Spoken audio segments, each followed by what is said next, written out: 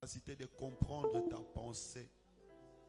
Accorde, Seigneur, à l'instrument que tu as choisi, la vie, la puissance, l'onction nécessaire pour la consolation de ton peuple.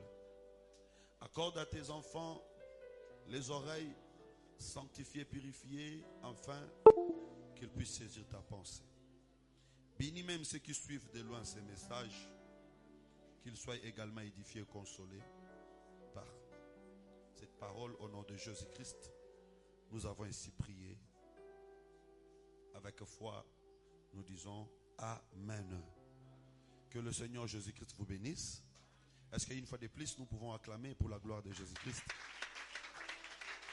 Est-ce qu'on peut acclamer en poussant des cris de joie, exprimer notre joie dans sa présence? Gloire à Jésus. Effectivement, il est le seul qui mérite la gloire et l'honneur. Bien-aimé, à chaque fois qu'on se réunit, c'est pour sa gloire que nous nous réunissons. Il n'y a aucun autre nom qui donne le salut. Il n'y a aucun autre nom qui donne la consolation et la joie. Il n'y a que le nom de Jésus-Christ. Voilà pourquoi nous ne cessons d'exhorter le peuple de Dieu. Peu importe les situations dans lesquelles nous pouvons nous trouver, nous devons croire que le Seigneur est capable de résoudre tous nos problèmes. Il est capable de transformer tous nos problèmes. La Bible dit, quand on espère à l'Éternel, le visage ne se couvre pas de honte. Donc vous devez avoir cette assurance-là.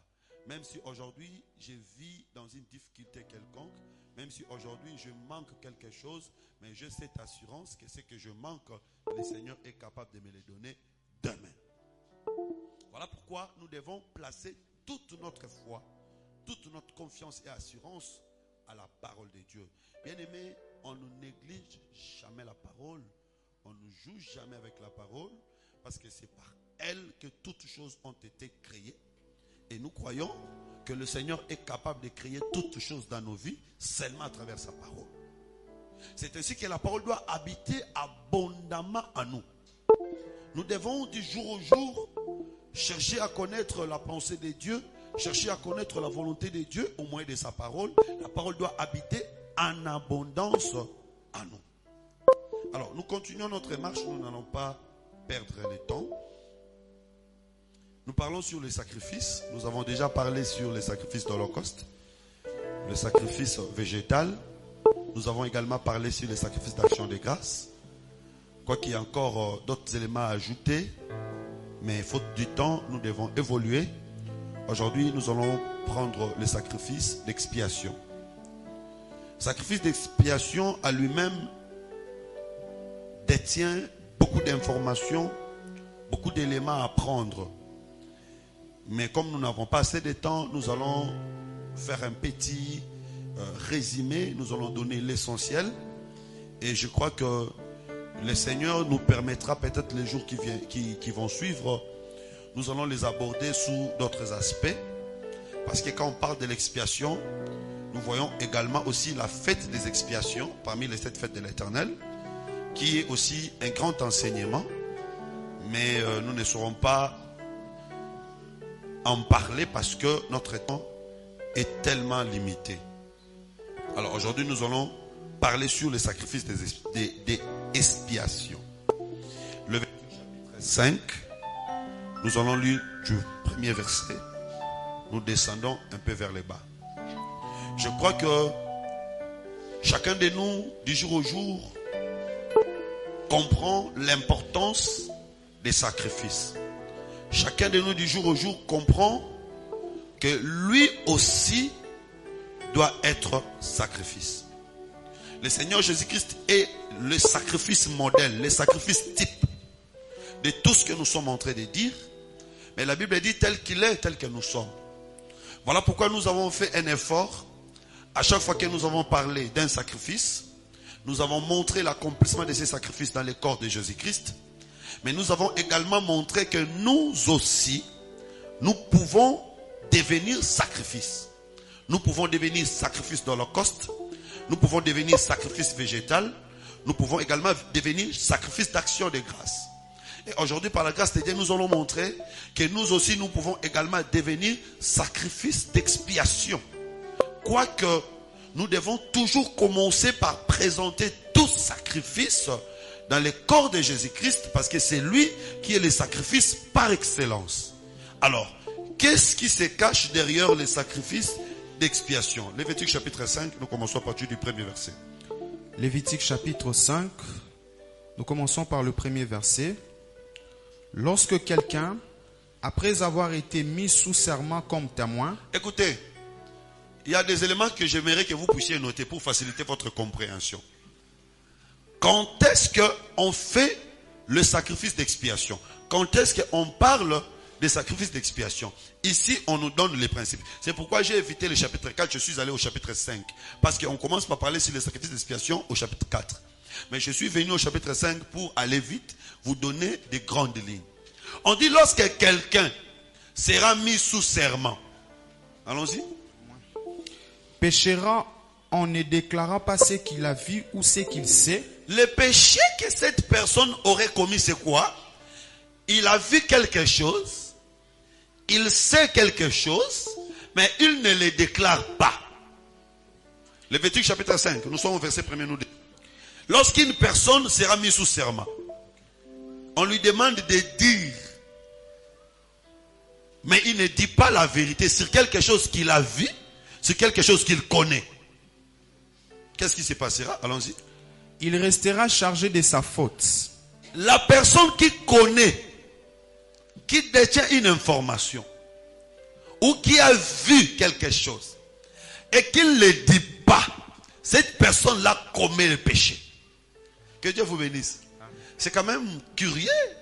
C'est-à-dire, le silence peut être parfois péché. Se taire devant certaines situations peut être considéré comme un péché. Quand on connaît, quand on a vu, il faut parler. C'est-à-dire, quand tu as vu, quand tu as entendu, il faut parler. Si tu as vu, si tu as entendu, mais tu ne parles pas, tu commets un péché. Ou encore, si tu as vu, tu as entendu, mais pour parler, tu as dit autre chose.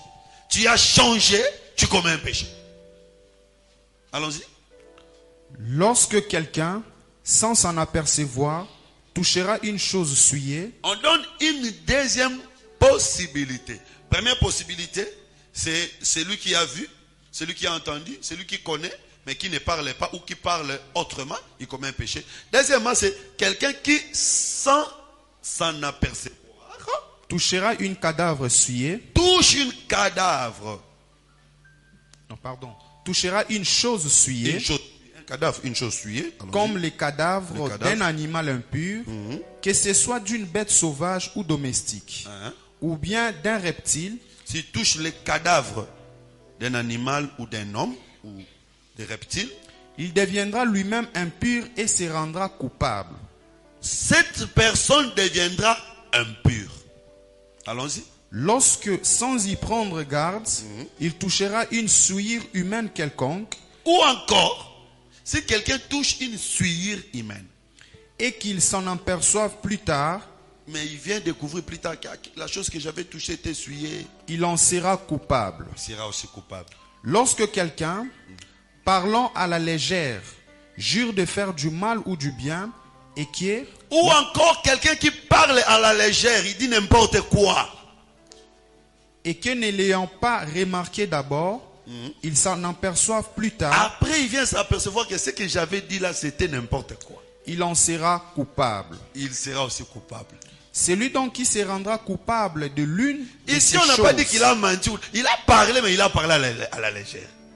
Il est coupable. Celui qui se rendra coupable de l'une de ces choses. Voilà. Maintenant, on dit si quelqu'un est coupable d'une seule de ces choses-là énumérées, fera l'aveu de son péché. Première chose, il doit venir avouer. Venir auprès du sacrificateur, avouer, dire que je fais ceci, je fais cela.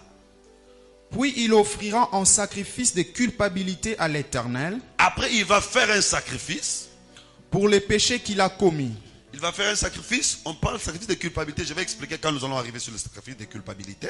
Parce que dans expiation, il y a aussi culpabilité. Allons-y, il va faire un sacrifice. Pour les péchés qu'il a commis, oui. Une femelle de menu bétail. Femelle de menu bétail. Une brebis ou une chèvre. Oui. Comme victime expiatoire. Et le sacrificateur fera pour lui l'expiation de son péché. Le sacrificateur fera pour lui l'expiation de son péché. Si, on peut se limiter là. Notons que quand quelqu'un parle à la légère, quand quelqu'un connaît une chose, quand quelqu'un avait vu une chose, c'est qu'il était témoin d'une chose et qu'il ne pas, ou quand quelqu'un change une vérité, déforme une vérité, commet un péché. Quand quelqu'un touche un cadavre, quand quelqu'un est en contact avec une souillure, commet un péché. Quand quelqu'un parle à la légère, je venais déjà de dire, commet un péché, il doit commencer par avouer ce qu'il avait fait et donner un sacrifice. Le sacrifice qu'il va donner sera femelle de menu bétail. Ce sacrifice-là deviendra un sacrifice d'expiation. Alors, par définition, l'expiation veut dire réparation. Expier veut dire réparer. Donc, sacrifice d'expiation veut dire sacrifice de réparation. Parce qu'on ne peut pas en parler si on ne comprend pas qu'est-ce que ça veut dire. Sacrifice d'expiation veut dire sacrifice de réparation. Expier l'iniquité veut dire réparer. C'est pourquoi je vais vous donner un exemple, malgré que je n'aurai pas le temps pour interpréter cela. 2 Samuel chapitre 21, verset 3. Sacrifice d'expiation veut dire sacrifice de réparation. Voilà pourquoi quand nous disons que Jésus-Christ est le sacrifice d'expiation, nous voulons seulement dire que Jésus-Christ est le sacrifice de réparation. 2 Samuel chapitre 21, le verset 3. Ouais. David dit aux Gabaonites, que puis-je faire pour vous et avec quoi ferai-je expiation afin que vous bénissiez l'héritage de l'Éternel? Israël s'est retrouvé dans la sécheresse pendant plusieurs années. Pourquoi? Parce que Saoul, qui était le premier roi d'Israël, avait tué les Gabaonites. Alors maintenant, David vient, pose la question aux Gabaonites, qu'est-ce que je vais faire pour faire expiation? Ici, mot expiation veut dire réparation. Qu'est-ce que je vais faire pour faire réparation de ce que Saoul avait fait? Oh, que Dieu vous bénisse. C'est Saoul qui avait commis les gaffes, mais c'est le peuple tout entier qui en subit des conséquences. Ici, vous savez avec moi que Saoul, comme premier roi d'Israël, était aussi le type d'Adam, image d'Adam. Parce que Adam était le premier roi de l'Éden, il avait commis des gaffes et toutes ces gaffes tombaient sur nous. Nous avions vécu des temps de sécheresse. Voilà pourquoi il fallait que quelques personnes de sa race soient sacrifiées pour que la sécheresse cesse. Je prie cette portion de l'écriture pour montrer seulement que expiation veut dire réparation. Donc, sacrifice d'expiation, c'est un sacrifice qui apportait la réparation. C'est-à-dire, il y a une relation. C'est la réparation de quoi? La réparation d'une relation entre Dieu et l'homme. C'est le sacrifice qui répare la relation entre Dieu et l'homme. C'est ça le sacrifice d'expiation. Bien-aimé, je te dis la vérité. La première chose importante dans la vie d'un enfant de Dieu, c'est de chercher à avoir une bonne relation avec Dieu. Si tu as une bonne relation avec Dieu, ta maladie finira. Si tu as une bonne relation avec Dieu, ta pauvreté finira. Si tu as une bonne relation avec Dieu, tes problèmes cessent. Aussi longtemps qu'il n'y a pas une bonne relation entre homme et Dieu, cet homme sera toujours dans la souffrance. Et vous allez remarquer que quand l'homme a péché, ce que l'homme avait perdu, c'était la relation avec Dieu. En aucun jour avant le péché, l'homme avait fui Dieu. Jamais. Mais quand l'homme pêche, il attend la voix de Dieu, il fuit. C'est-à-dire que le péché détruit la relation de l'homme avec Dieu. Et vous allez voir qu'en aucun jour avant le péché, l'homme n'avait fait de sacrifice. L'homme n'avait bâti d'autel. Pourquoi l'homme a bâti l'autel après le péché? Parce que sa relation avec Dieu a été interrompue. Voilà pourquoi le Seigneur Jésus-Christ, quand il est venu sur la terre, même s'il rencontre un malade, même s'il rencontre un lépré, la première chose que Jésus disait, tes péchés te sont pardonnés. Parce que quand les péchés sont pardonnés, la relation avec Dieu est rétablie. C'est alors qu'on peut espérer recevoir la réponse venant de Dieu. Tu ne peux pas chercher l'argent, que Dieu te donne l'argent, que Dieu te donne le mariage, que Dieu te donne je ne sais pas moi quoi, si tu ne commences pas par chercher la réparation de ta relation avec Dieu. Et bien aimé, le rôle du ministère. Le ministère a pour rôle réconcilier l'homme avec Dieu. Parce que ministère veut dire Lévi, troisième fils, qui vient pour que l'homme puisse s'attacher à la femme. C'est-à-dire relation. Parce que Ruben était né, Simeon était né, Jacob n'était pas attaché à Léa. Mais quand Lévi est né, la femme dit que cette fois-ci, mon mari s'attachera à moi. C'est-à-dire que cet enfant vient réparer la relation entre l'homme et la femme. Et le véritable Lévi, c'est le Seigneur Jésus-Christ. Quand il était venu sur la terre, l'apôtre Paul le dit, il dit qu'il y a un seul médiateur entre Dieu et les hommes, Jésus-Christ est homme. Attention. Quand on dit Jésus-Christ homme, c'est important. Jésus-Christ esprit n'était pas médiateur. Il est devenu médiateur quand il a porté la chair. Bien aimé, médiateur entre Dieu et les hommes, ce n'est pas Marie. Quand quelqu'un vous dit que c'est la sœur Marie qui est je ne sais pas moi comment on va appeler au féminin, médiatrice entre Dieu et les hommes, c'est une hérésie. C'est une erreur grave qui conduira les gens à l'enfer. Parce qu'elle-même, Marie, c'est une pauvre pécheur. Elle a besoin du salut. Elle aussi, elle a besoin de Christ. Je vais vous montrer que Marie, c'est une pécheur. Pécheresse, si je peux dire comme ça, en français accordé. Elle a aussi besoin d'un rédempteur. Maintenant, elle qui va parler pour elle auprès du Seigneur. L'humanité tout entière avait détruit sa relation avec Dieu à travers le péché d'Adam. Nous avions besoin de quelqu'un pour venir rétablir notre relation avec Dieu. Voilà pourquoi l'apôtre Jean nous aide. Allons-y. 1 Jean chapitre 2, verset 1er. Je vous dis qu'il n'y a aucun prophète sur la terre, quelle que soit sa nationalité, quel que soit son âge, quelle que soit son origine, qui peut se dire aujourd'hui le seul médiateur entre Dieu et les hommes. Le seul médiateur entre Dieu et les hommes, c'est le Seigneur Jésus-Christ. 1 Jean chapitre 1, le verset 2. Chapitre 2. Chapitre 2, le verset 1er. Mes petits enfants, oui, je vous écris ces choses afin que vous ne péchiez point. Et si quelqu'un a péché, écoute, si quelqu'un a péché, nous avons un avocat auprès du Père. Il commence par dire d'abord que je vous écris ces choses afin que vous ne péchiez point. C'est-à-dire la parole empêche à quelqu'un de pécher. Parce que vous savez que le péché c'est la mauvaise odeur. Et la parole c'est comme le parfum. C'est que quand on met la parole dans une personne, le parfum étouffe la mauvaise odeur. Nous avons un avocat. Mais si quelqu'un pêche, nous avons un avocat auprès du Père. Veut dire nous avons un sacrifice expiatoire auprès du Père. Ce sacrifice expiatoire, ce n'est pas la sœur Marie. Ce n'est pas les prophètes des États-Unis ou du Bas-Congo. Le sacrifice expiatoire, c'est le Seigneur Jésus-Christ. Allons-y. Jésus-Christ le juste. Ah! Pourquoi il est sacrifice expiatoire? Parce qu'il est juste. Bien aimé, on ne peut pas expier l'iniquité d'une personne si en toi tu as des péchés.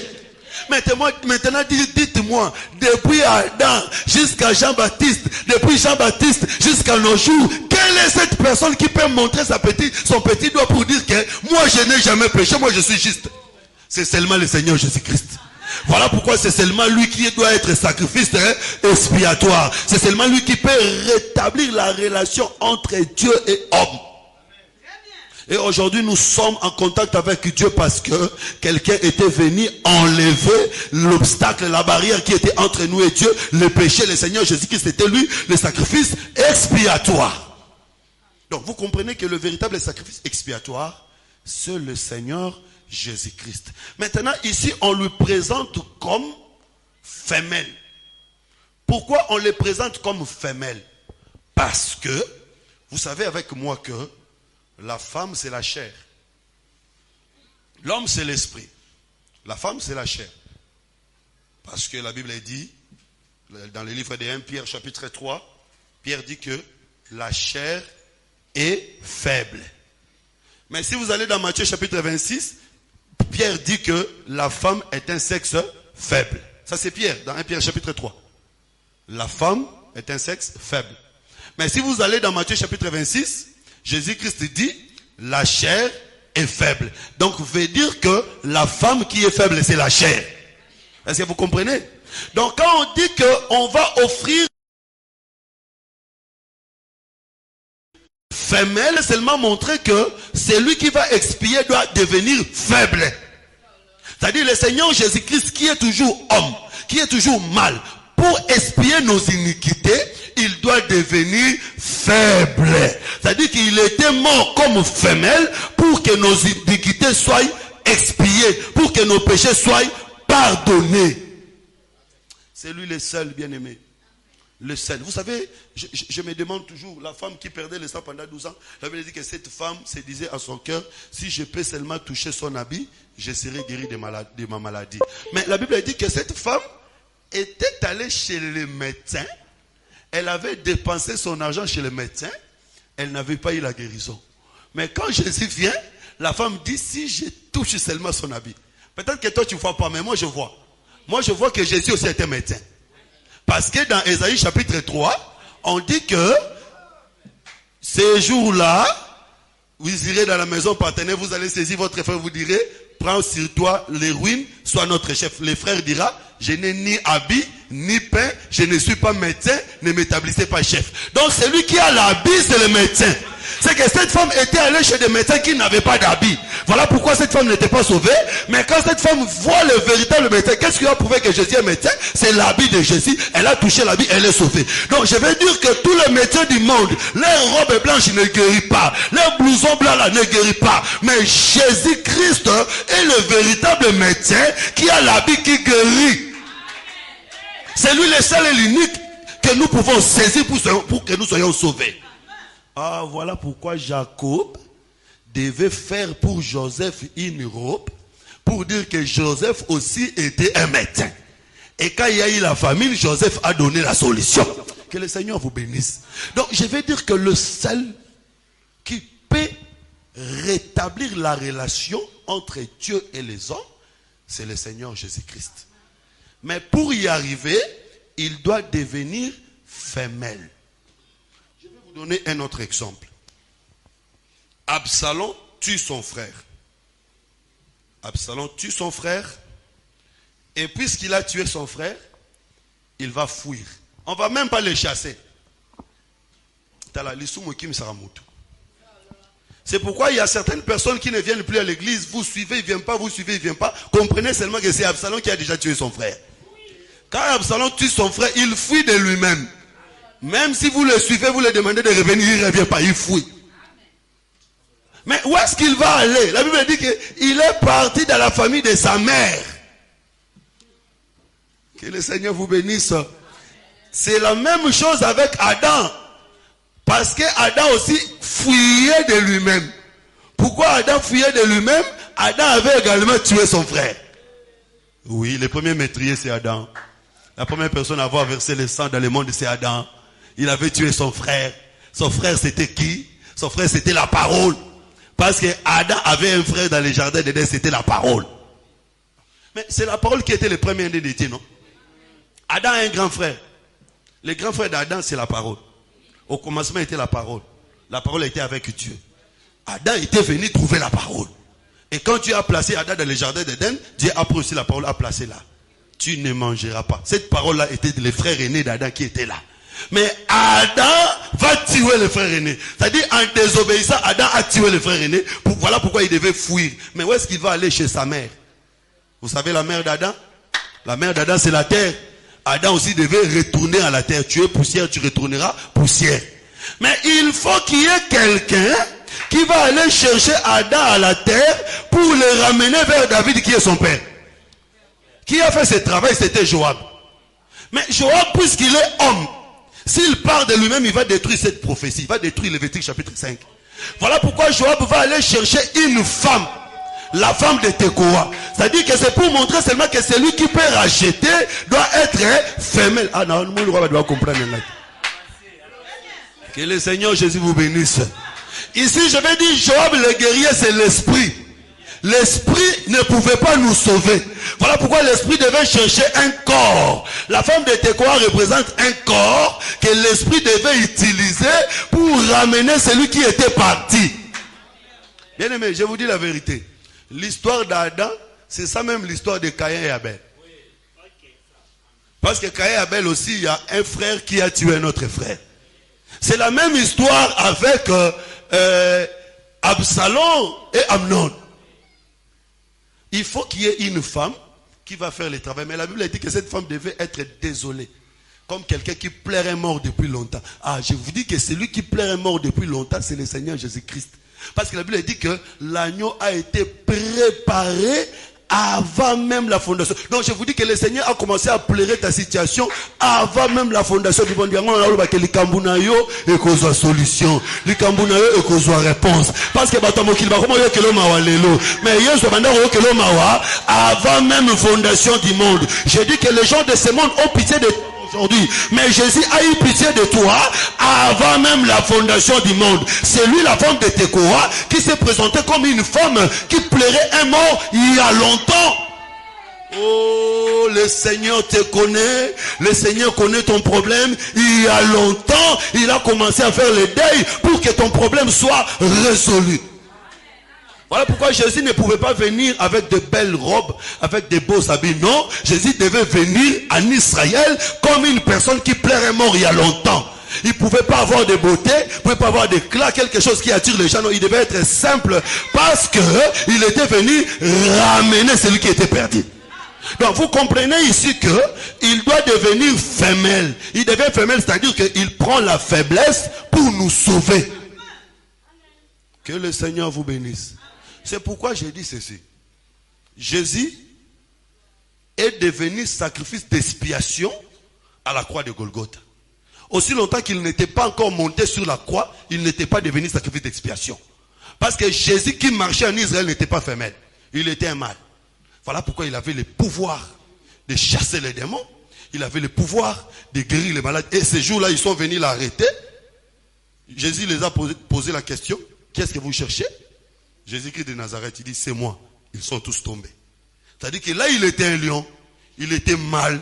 Il était puissant. Mais pour nous sauver, il devait devenir femelle. Il devait devenir faible pour que nous soyons sauvés. Que le Seigneur Jésus vous bénisse. Donc pour qu'il devienne sacrifice d'expiation, sacrifice de réparation, il doit devenir faible. Écoutez, je vais avancer. Je vais parler d'Abraham aussi. Vous savez qu'Abraham devait également devenir sacrifice d'expiation pour Lot. Lisons-le quand même. Genèse chapitre 18. Genèse chapitre 18, verset 27. On va lire, je vais expliquer après. Parce que je vais avancer, je vois que l'air évolue vite. Genèse chapitre 18, le verset 27. Abraham reprit et dit, voici, j'ai osé parler au Seigneur, moi qui ne suis que poudre et cendre. Abraham est en train d'intercéder pour Lot, pour que Lot ne meure pas.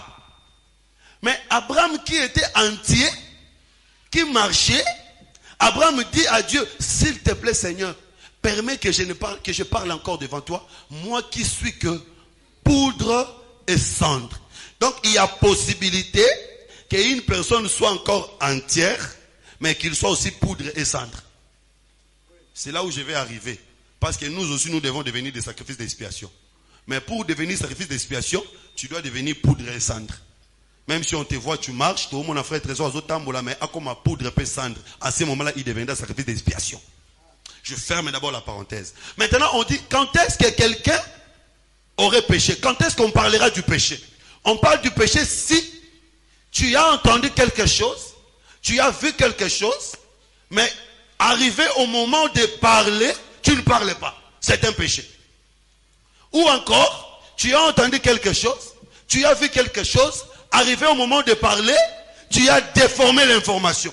C'est un péché. Ça, c'est première catégorie.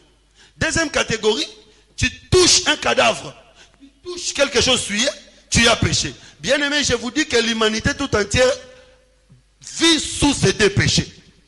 Il y a un groupe de gens qui ont entendu, qui ont parlé, mais ils ont déformé l'information. Il y a aussi un autre qui a entendu, mais il n'a pas parlé. Ils ont tous péché, ils ont besoin de la rédemption. Est-ce que je suis dans le jardin d'Éden. Qui avait entendu et déformé l'information? Qui avait entendu n'avait pas parlé. C'est Adam qui avait entendu. Dieu lui avait dit que tu ne mangeras pas. Le jour où tu mangeras, tu mourras. Mais quand le serpent est venu, Adam se tue. Adam n'a pas parlé, c'est qu'il a péché. Ève avait entendu chez qui? Ève avait entendu chez Adam. Mais quand le serpent est venu, Ève a déformé l'information. Ils ont tous péché. Ils ont besoin du sacrifice d'expiation. Maintenant, deuxième catégorie, c'est quelqu'un qui n'a jamais entendu. C'est quelqu'un qui n'a jamais parlé, mais qui a été en contact avec un cadavre. Lui aussi, il a péché. Ici, c'est pourquoi j'avais dit que même Marie, mère de Jésus, était en contact avec le cadavre. Le cadavre, c'est quoi? C'est la chair adamique. Donc, tout celui qui naît dans cette chair, même s'il a grandi au couvent, il n'a jamais été en contact avec qui que ce soit, il doit demander pardon. L'enfant qui naît aujourd'hui a besoin de demander pardon. Pourquoi il va demander pardon? Parce que la chair adamique, c'est la chair d'un cadavre. À chaque fois que tu entres en contact avec la chair adamique, tu as péché. Le fait seulement de porter la chair, c'est un péché. Alléluia. Le fait seulement que tu as porté, c'est pourquoi le Seigneur Jésus, quand il porte cette chair, il a porté aussi les péchés. Vous voyez que, et Adam, qui avait reçu la loi, et nous, qui n'avions pas reçu la loi, nous avions tous besoin de l'expiation. Voilà pourquoi je dis que dans le monde, il y a deux groupes de personnes qui vivront le jugement de Dieu. Il y a ceux qui ont la parole. Nous avons la parole. Le Seigneur va nous juger à cause de la parole. Mais il y a des gens qui n'ont jamais écouté la parole. Il naît, il grandit, il meurt sans avoir écouté la parole. Mais pourquoi Dieu va les condamner? Dieu va les condamner seulement parce qu'il était dans la chair adamique. Le fait que tu sois de la chair adamique, tu ne dois pas dire que moi je suis saint. Non, tu dois t'humilier devant Dieu. Bien aimé, tout homme qui entre dans ce corps est mortel et pécheur, a besoin de la grâce de Dieu. Besoin de s'humilier devant Dieu.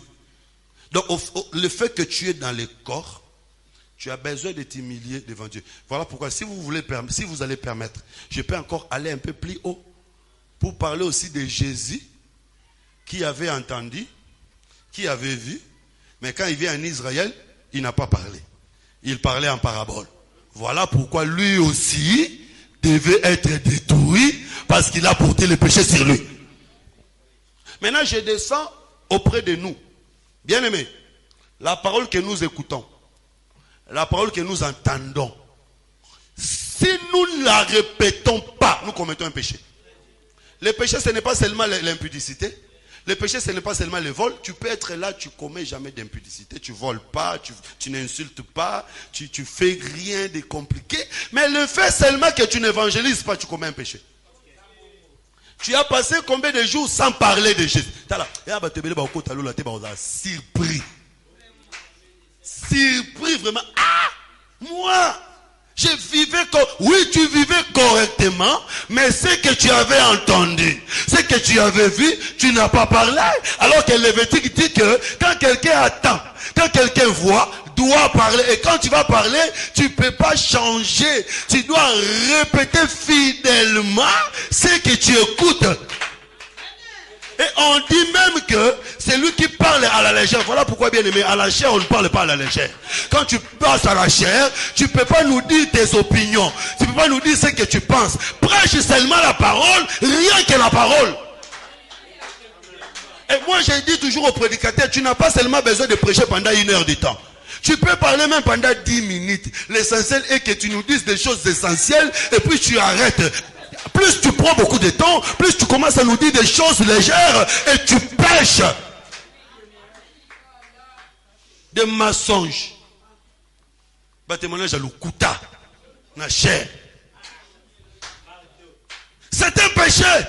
Ça veut dire que quand quelqu'un parle à la légère, et il ne se rend pas compte qu'il est en train de pécher, c'est un péché. Un enfant de Dieu ne dit pas n'importe quoi. Un enfant de Dieu vérifie ce qu'il va dire, qu'il y ait du sel dans ton langage. Vous comprenez, c'est pourquoi Proverbe avait dit, celui qui retient le blé est maudit. Mais la bénédiction est sur la tête de celui qui vend le blé. Bien aimé, la parole que je vous prêche ce soir, c'est le blé. Tel que tu reçois ce message, ne le retiens pas. Quand tu iras à la maison, parle de ça. Quand tu iras au marché, parle de ça. Quand tu iras dans ton lieu de travail, parle de ça. En ce moment-là, la bénédiction de Dieu sera sur ta tête. Parce que la Bible dit la bénédiction est sur la tête de celui qui vend le blé. Vendre le blé, c'est parler de l'évangile. Parce que quand on vend le blé, on fait de toute l'Égypte esclave de Pharaon. Alléluia. Ça c'est merveilleux. Joseph qui vendait le blé en Égypte, Joseph avait fait de l'Égypte tous esclaves de Pharaon. Le véritable Pharaon ici, c'est Dieu lui-même. Si tu vends le blé, tu feras que ceux qui prennent le blé chez toi deviennent esclaves, non pas de toi, mais ils deviendront esclaves de Pharaon. C'est-à-dire que tel que je suis en train de vous prêcher ici, mon problème, mon objectif, c'est que vous deveniez esclaves de Dieu qui est le véritable Pharaon. Toi aussi, quand tu iras prêcher dans ton quartier, tu iras évangéliser dans ton quartier, ton objectif sera que celui qui achète le blé chez toi devienne esclave de Pharaon. Donc vous comprenez que nous aussi, si nous ne disons pas fidèlement la parole que nous écoutons, nous commettons également un péché. Là aussi nous avons besoin de l'expiation. Nous avons besoin d'un sacrifice d'expiation.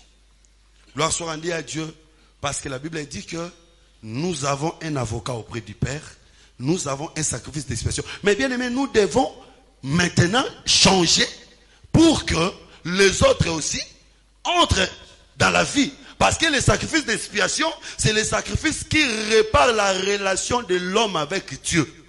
Si le Seigneur Jésus-Christ est mort pour que notre relation avec Dieu soit réparée, nous également, si nous devenons des justes, si nous avons la parole, nous pouvons également réparer la relation des gens avec Dieu dans ton quartier. Là où tu es, tu peux également réparer la relation d'une personne avec Dieu. Est-ce que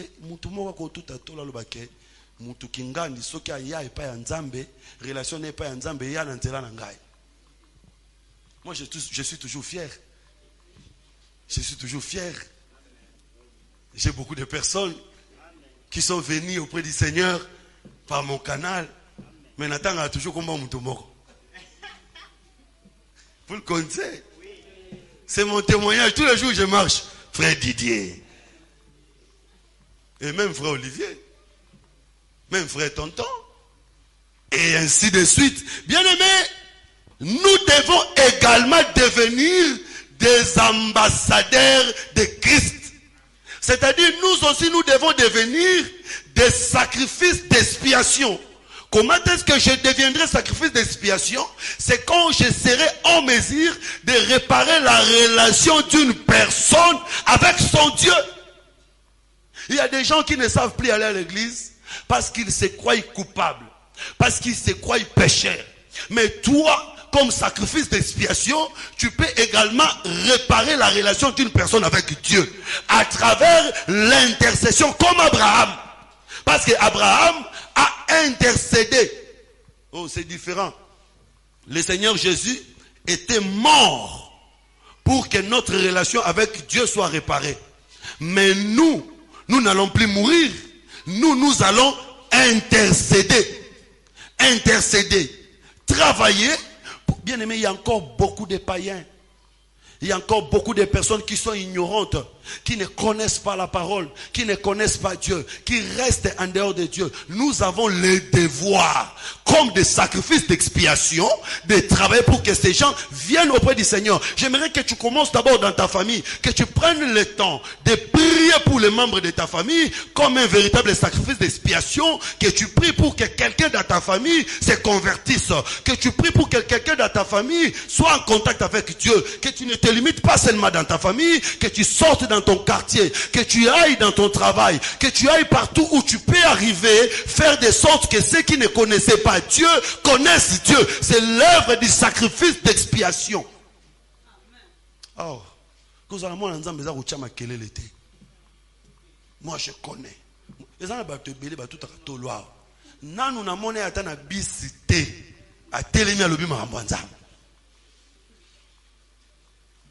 C'est quand même curieux. Moi, je n'ai jamais rencontré un frère de l'évangile de paix ou de l'évangile éternel ou de l'évangile de Christ en train de prêcher dans un bus. Mais nous avons le devoir. Les frères qui me suivent, même dans des métros. Ah bon, bah ouais, dans la massou, aming les bâteurs la massou. Ah t'es la massou, on a l'oura pas moi mbisa au kauka. Ouais, à relier au comment on a nambandaka. Non, moi je parle d'un travail sincère qu'on fait pour Dieu, parce qu'on croit, parce qu'on accepte qu'on est sacrifice d'expiation. On a le devoir de réparer des relations avec Dieu. Bien aimé, vous savez que nous voulons que l'année prochaine, que nous puissions diffuser des messages dans différentes chaînes de télévision. C'est une manière pour nous de réparer la relation des gens qui vont suivre les prédications avec Dieu. Mais quelqu'un peut dire, moi je vais prendre une chaîne, c'est aussi une manière, financer l'évangélisation, c'est une manière de dire que je suis sacrifice d'expiation. Parce que le sacrifice d'expiation, c'est celui qui travaille pour que la relation des uns et des autres soit réparée avec Dieu. Que le Seigneur vous bénisse. Alors, il y a ici une condition. Tu ne peux pas te présenter devant Dieu pour réparer la relation d'une personne avec Dieu si tu n'es pas encore brûlé. Voilà pourquoi Abraham avait dit, permets que je parle, moi qui suis que cendre et poudre. Bien aimé, on ne peut pas devenir cendre si on n'a pas encore été brûlé. C'est pourquoi j'ai dit que le Seigneur Jésus ne pouvait pas devenir sacrifice d'expiation s'il n'était pas encore mort. Écoutez, bien aimé, vous voyez l'arche dans la maison d'Obed-Édom. Arche bénie. Pourquoi arche bénie dans la maison d'Obed-Édom? Parce qu'il y a un homme qui était mort. Puisque Uza était mort, arche va bénir. Si Uza n'était pas mort, arche n'allait pas bénir. Mais attention, ce n'est pas n'importe quel homme qui était mort, c'est un homme qui n'avait rien fait. Parce que la Bible dit que Uza n'avait rien fait de mal. Il touche seulement, il meurt. Le véritable Uza ici, c'est lui-même le Seigneur Jésus qui était mort pour que l'arche qui est la parole aujourd'hui nous bénisse. Parce qu'aujourd'hui, si la parole est en train de nous bénir, c'est parce qu'un homme juste a été mort. C'est pourquoi je vais maintenant te dire, la parole que tu as dans ta bouche, pour que cette parole devienne puissante, sauver les âmes des autres, toi aussi, tu dois accepter de mourir. Mais pas n'importe qui. Tu dois être d'abord juste et tu acceptes de mourir. C'est-à-dire tu dois accepter de te sacrifier. C'est pourquoi Abraham dit, moi qui ne suis que cendre et poudre. C'est-à-dire Abraham veut dire que j'ai été déjà brûlé. Oh, que le Seigneur te bénisse. N'aie pas peur, malgré que tu seras poudre et cendre, mais tu seras aussi en train de marcher. Je veux dire que malgré que tu deviendras sacrifice, mais tu seras aussi en train de marcher. Même si tu vas gêner, tu ne vas pas gêner toute ta vie, il y a des jours où tu vas manger. Même si tu vas évangéliser, c'est-à-dire que le Seigneur fera de toi un sacrifice, mais un sacrifice est vivant. C'est ça, Romains 12. Abraham était devenu sacrifice, mais sacrifice est vivant. Nous devons devenir des sacrifices vivants. Bien-aimés, Dieu attend de nous. Nous avons un devoir. Évangéliser. Aujourd'hui, le défi de l'évangélisation n'est pas seulement un défi communal, n'est pas seulement un défi national, mais c'est un défi international. Nous devons évangéliser le monde entier. Parce que le Seigneur avait dit, faites de toutes les nations.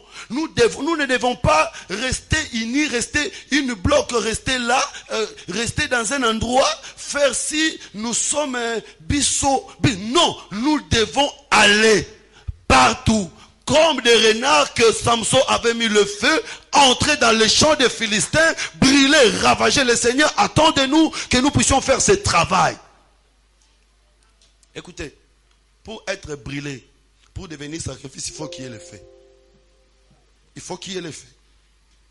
Et c'est quand même curieux parce que le sacrifice d'Élie, quand Élie voulait qu'il y ait le feu, Élie avait mis de l'eau.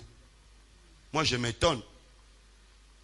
Pour qu'il y ait le feu, on n'aura pas besoin de l'eau.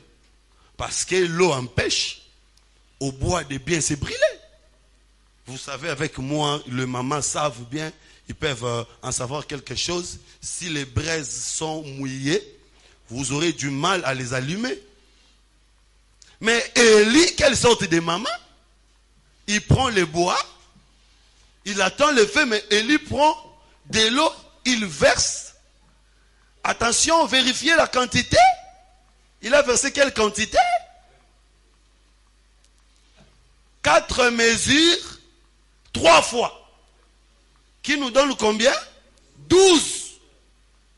C'est-à-dire que le bois, si on ne verse pas 12 mesures d'eau, ce bois ne brûlera pas. Pour que le bois brûle bien, il faut qu'on verse de l'eau. Donc, pétrole, awa, et ça n'est maille. Mais pas n'importe quelle mesure, 12 mesures.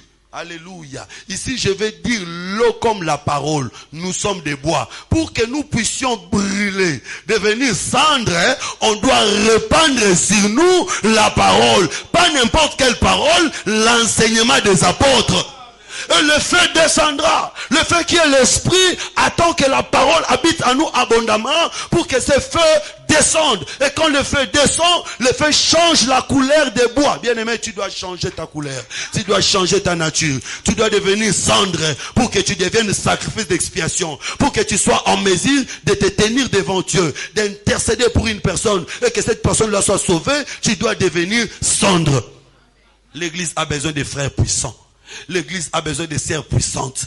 Aujourd'hui, la puissance, c'est pas seulement un homme de Dieu. La puissance, c'est pas seulement les ministres. Dans la véritable église, le Seigneur Jésus avait dit à tous ceux qui croiront à lui, voici les miracles qui accompagneront ceux qui auront cru en moi. À mon nom, vous imposerez le malheur. On n'avait pas dit les ministres. Même une sœur, un enfant souffre la nuit, tu as la capacité d'imposer la main à cet enfant et il peut être guéri parce que tu es parmi ceux qui ont cru en Jésus. Nous avons besoin de sœurs puissantes. Nous avons besoin de frères puissants. Mais comment nous pouvons y arriver? Si seulement nous serons brûlés, transformés. Le plus grand problème dans l'église, c'est la transformation. Libaya ezika. Et changer langue. C'est pourquoi la plus grande question, il faut toujours se poser tous les jours de ta vie.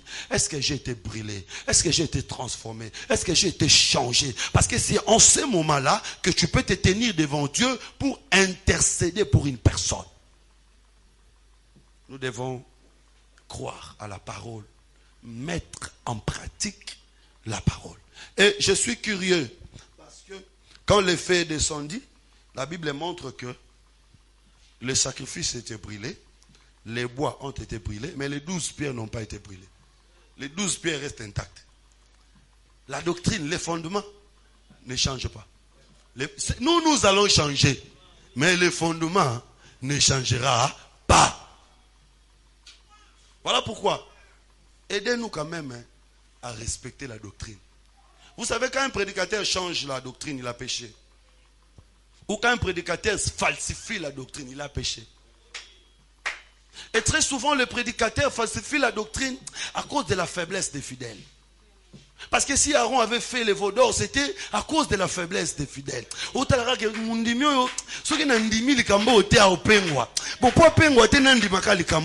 aimé, mais de toutes les façons, nous ne vous aidons pas. Parce que si nous faisons avec toute tristesse en dehors de la parole de Dieu n'est pas tristesse. Toute compassion en dehors de la parole de Dieu n'est pas compassion.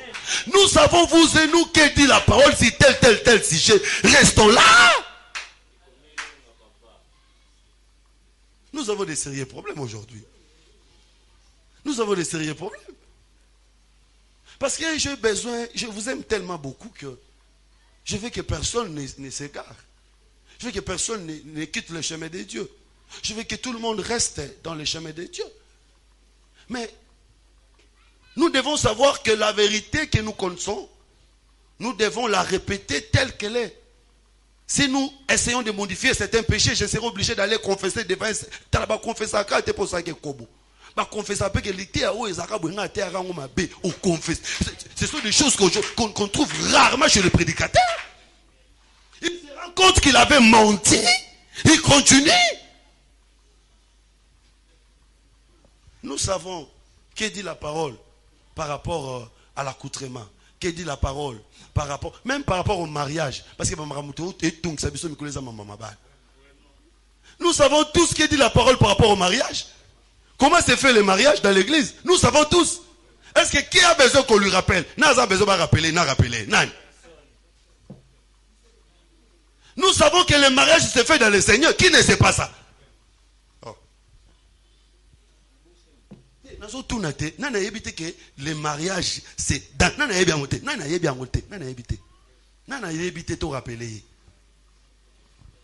Mais c'est tout le monde qui veut prendre un frère dehors, c'est tout le monde qui veut prendre une sœur dehors, et c'est tout le monde qui veut qu'on ait pitié de lui.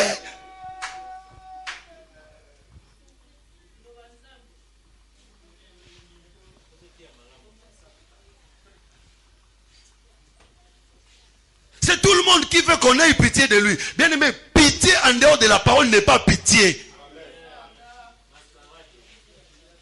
Ça ne sauve pas. La Bible dit la tristesse selon les hommes conduit à la mort, mais la tristesse selon Dieu conduit à la vie. Ne faites pas pécher les prédicateurs inutilement.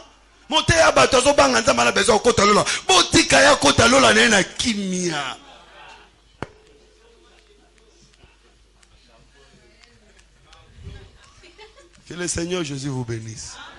Que le Seigneur Jésus vous bénisse. J'ai vu les autres ici, permanence à l'église. Vous savez que je ne supporte pas certaines choses. Une sœur qui met foulard comme pagne na permanence. Liputanae, foulard na kangarasuki. Tala siko ndekwango. Azateke ndeko azalo kola onyx to ndeko penda ndeko. Akamati foulard akangi yango lokola liputa. Aza au combat permanence. Mais maman, qu'est-ce que tu fous? Qu'est-ce que tu fais là? Oh non papa, nazande na baji pa milaye mikolo te. Mais c'est diabolique. Bien aimé, on ne peut pas changer la parole à cause des circonstances. Je vais terminer par 1 Corinthiens chapitre 9 verset 16. Les mal avec vous quand on dit la vérité, vous vous fâchez. Au moins, la taille offrande de Beba au pied en gâte. Mais c'est l'amour qui me pousse à dire toutes ces choses. Si je vous aimais pas, oh, amenez-moi les dîmes, amenez-moi les offrandes. Je vais vous bénir, vous serez bénis, vous serez heureux. Vous dites, amen, allons-y. Sacrifice, c'est quelque chose qui brille. C'est quelque chose qui fait mal. Quand on parle de sacrifice, on a toujours mal. Quand on parle de sacrifice, on perd parfois des fidèles. Vérité. Tout ça,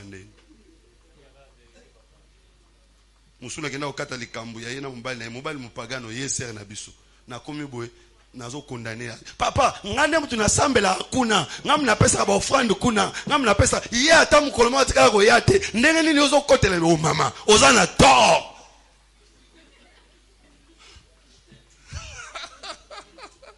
C'est pas un travail à désirer, je vous dis la vérité. Allons-y. 1 Corinthiens chapitre 9 le verset 16. Si j'annonce l'évangile, ouais, ce n'est pas pour moi un sujet de gloire. Ce n'est pas un sujet de gloire, annoncer l'évangile. Car la nécessité m'est imposée. C'est une nécessité qui m'est imposée. Et malheur à moi si j'annonce. Malheur à moi si je n'annonce. Moi, malheur à moi. Et je te dis, toi qui écoutes ces choses, si tu gardes en toi, malheur à toi. Toi aussi, quand tu écoutes, tu y es censé. C'est une nécessité qui t'est imposée. Partout où tu seras, dans ta maison, dans ton quartier, répétez en bongo. Répétez, l'église n'a vu ça, la libandate. Loba yango. L'église n'a vu ça, moi, ça semble ça qui t'emballe. Loba yango. L'église n'a vu ça, je peux me coucher, la traiter. Répète ça, tel que nous sommes en train de te le dire. Même si ces gens-là ne croiront pas en toi, mais qu'ils écoutent ça fidèlement tel que nous te l'avons prêché. Que le Seigneur vous bénisse. Vous aimez la falsification. Si vous voulez que nous falsifions, nous allons falsifier. Parce que chacun fait qu'on falsifie là où ça lui arrange. Il y a des falsifications qui ne vous arrangera pas. Hein? Je vais mettre ici panier, j'aime mon pasteur. Offanda, j'aime mon pasteur. Il y a des falsifications.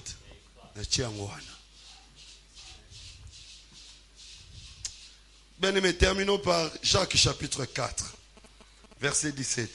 Je vais seulement dire que sacrifice d'expiation, c'est sacrifice de réparation. Le Seigneur Jésus était sacrifice de réparation parce qu'il était juste, il acceptait de mourir pour que notre relation avec Dieu soit réparée. Nous également, nous devons devenir des sacrifices d'expiation, c'est-à-dire par nous, les autres qui ne connaissent pas Dieu, doivent aussi connaître Dieu. Mais pour y arriver, nous aussi, nous devons accepter de nous sacrifier, être transformés, être changés. Mais j'ai ouvert une parenthèse pour montrer que c'est quoi les péchés. Les péchés, c'est écouter, voir, mais sans répéter. Ou écouter, voir, mais répéter différemment de ce que tu as entendu. Ça, c'est un péché. Ou encore naître dans le corps qui est souillé. Et j'ai montré que le corps qui est souillé, c'est le corps adamique. Tout celui qui naît dans le corps adamique a péché. Alors, Jacques chapitre 4, le verset 17. Oui. Celui donc qui sait faire ce qui est bien. C'est lui qui sait faire ce qui est bien. Et ne le fait pas commet un péché. Alléluia. Heureusement que c'est Jacques, ce n'est pas moi. Moi, je n'ai jamais écrit même un petit verset dans les Écritures. Tout ce que je dis ici, ce sont des choses qui ont existé des milliers d'années avant même que moi je naisse. C'est lui qui sait. Malheur ne fait pas aussi. Le fait que nous connaissons, c'est un grand jugement. Il serait mieux que nous n'aurions pas connu ces choses. Mais maintenant que nous connaissons, mais si nous ne les appliquons pas, nous commettons un péché. Tu sais déjà que tu ne peux pas venir à l'église main vide, mais tu viens quand même main vide. Et nous pouvons dire ces choses dans plusieurs dimensions de la vie. Tu sais ce qu'il faut faire vis-à-vis de tes parents, ce qu'il faut faire vis-à-vis de ton mari, de ta femme, tu ne le fais pas, tu commets un péché. Donc, c'est ça ce que Lévitique dit. Si tu écoutes, si tu vois, il faut que tu parles. Ici, je peux même aller dans des dimensions de proclamer ou de parler de ce que Dieu fait dans nos vies. Le Seigneur opère un miracle dans ta vie. Ne garde pas ça parce qu'il avait dit si tu écoutes ou tu vois. Tu peux écouter la parole, tu répètes, mais tu peux voir quelque chose dans ta vie. Tu dois aussi en parler parce que ne pas en parler, c'est un péché. Que le Seigneur Jésus-Christ vous bénisse.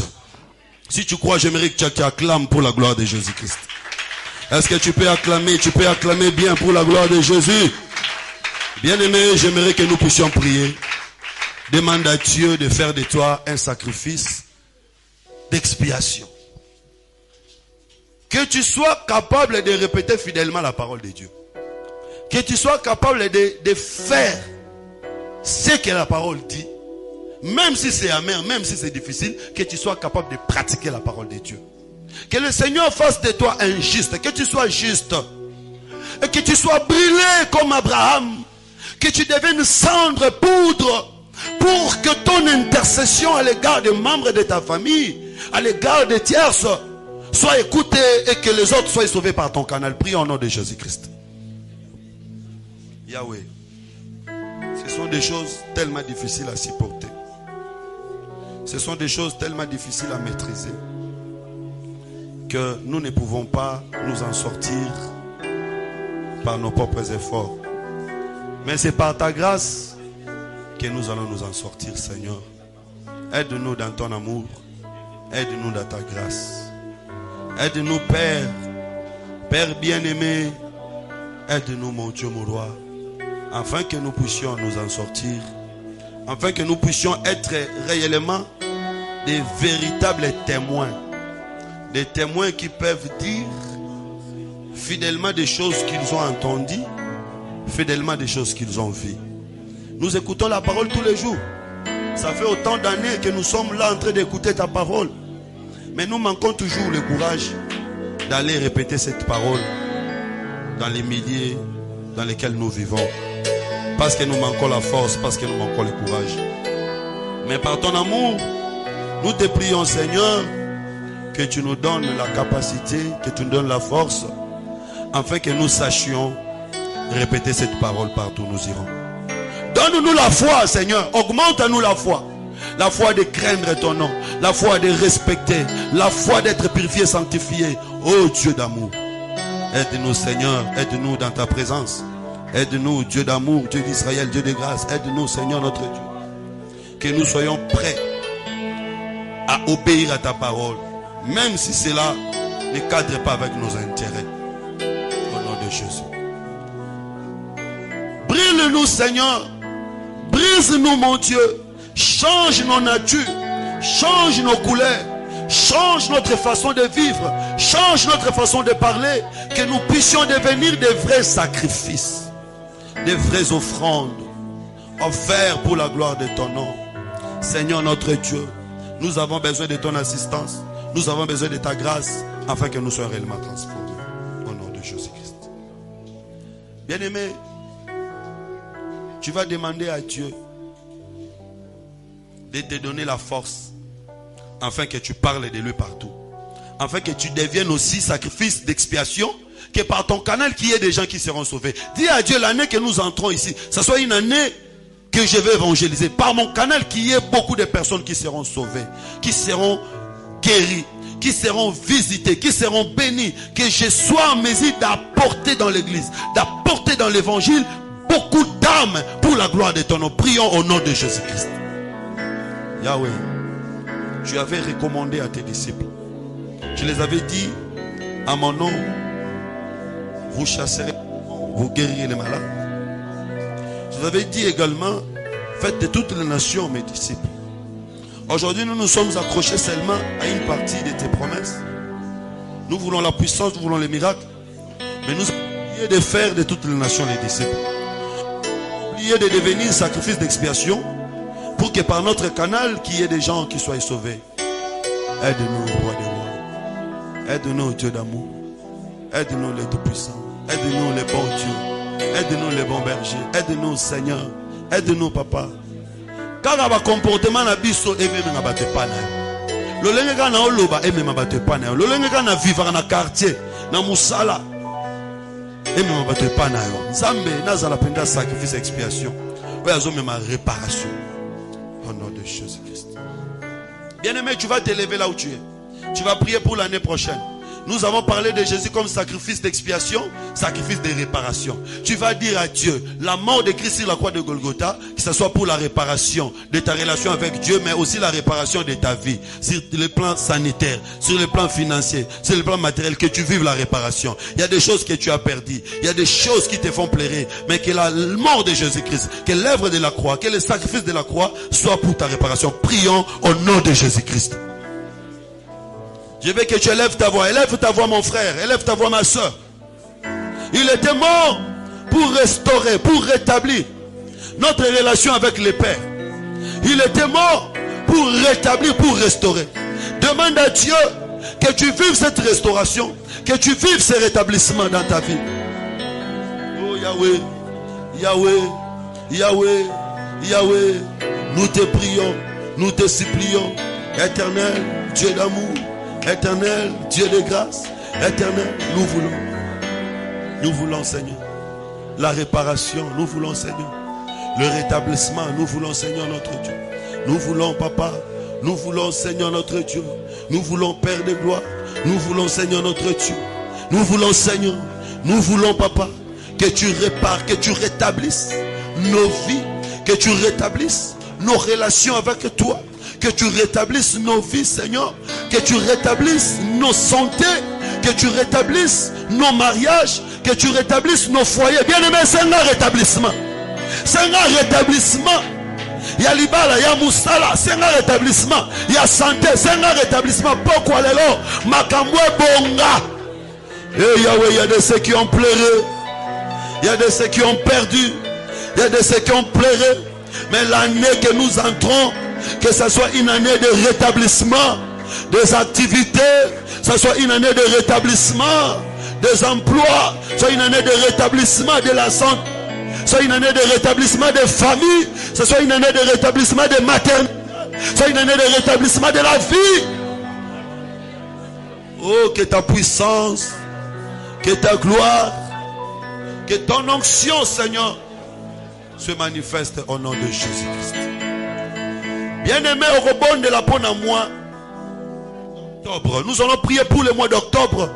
Déclare des merveilles pour ce mois-là. Déclare les succès pour ce mois-là. Déclare des bonnes choses pour le mois d'octobre 2021. Prions au nom de Jésus-Christ. Ne le prends pas à la légère, mon frère, ma soeur. Prends bien soin de déclarer des choses.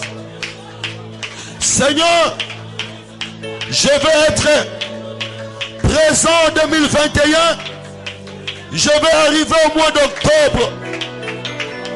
Et je vais être là avec toute ma famille, avec toute mon église, tous mes frères, toutes mes soeurs, même ceux qui sont à l'étranger, qu'ils arrivent également. Oh Dieu Tout-Puissant, en bonne santé. En bonne santé, Seigneur. La bonne santé. J'aimerais, Seigneur notre Dieu, quand nous arriverons au mois d'octobre de l'année prochaine, que j'aille fini le voyage missionnaire. Non seulement en Afrique, même en Europe, même en Amérique. Je vais cette année, Seigneur, faire le voyage missionnaire. Et j'aimerais que le mois d'octobre soit pour moi un signe. Arrivé à ce mois-là, que j'ai déjà fini à effectuer, Seigneur, des voyages. Ça soit pour moi un mois de rêve où je reviendrai à la maison pour me préparer, Seigneur, pour la fin de l'année 2021. Bénis le mois d'octobre pour toute l'église, pour tous les frères, toutes les sœurs. Au nom de Jésus-Christ. Élève tes mains. Élève tes mains. Ouvre ton cœur. Seigneur, c'est tellement difficile de pratiquer ta parole. C'est tellement difficile d'accepter ces choses. Nous demandons ton esprit. Nous demandons ton amour, ta grâce, pour que nous puissions y arriver. Fais de nous des sacrifices d'expiation. Que nous soyons un canal de salut pour les autres. Que nous soyons un canal de restauration pour les autres. Jésus, tu étais mort pour réparer des choses, pour arranger des choses dans nos vies, Seigneur. Qu'aujourd'hui ces choses soient réellement réparées, arrangées, et que nous aussi, nous devenons des sacrifices d'expiation, des sacrifices de réparation pour les gens dans nos familles, pour les gens dans nos quartiers, partout où nous sommes, Seigneur. Donne-nous cette capacité. Au nom puissant de Jésus, nous avons ainsi prié. Amen. Est-ce que Moutouma Robert Lanzambe m'a beaucoup? Est-ce que tu peux acclamer? Est-ce que tu peux acclamer pour Dieu? Alléluia, alléluia, alléluia. Gloire à Jésus. Merci, que le Seigneur vous bénisse. Merci à tous ceux qui nous suivent de loin. Que Dieu vous bénisse. Que Dieu bénisse l'équipe technique. Nous annonçons les programmes. 23h à minuit, nous sommes en prière. Demain, même heure, nous sommes là pour notre culte. Notre programme s'achève le 31 décembre. 31 décembre, notre culte. Nous commençons un peu tôt pour terminer aussi à un bon moment. Donc soyons là, mobilisons-nous pour être là. 31 décembre, nous allons également faire des actions de grâce. Nous en avons parlé les dimanches et les vendredis. Chacun de nous se prépare pour son action de grâce. Merci bien, on se limite là pour les lives. Rendez-vous demain. Merci. Ok.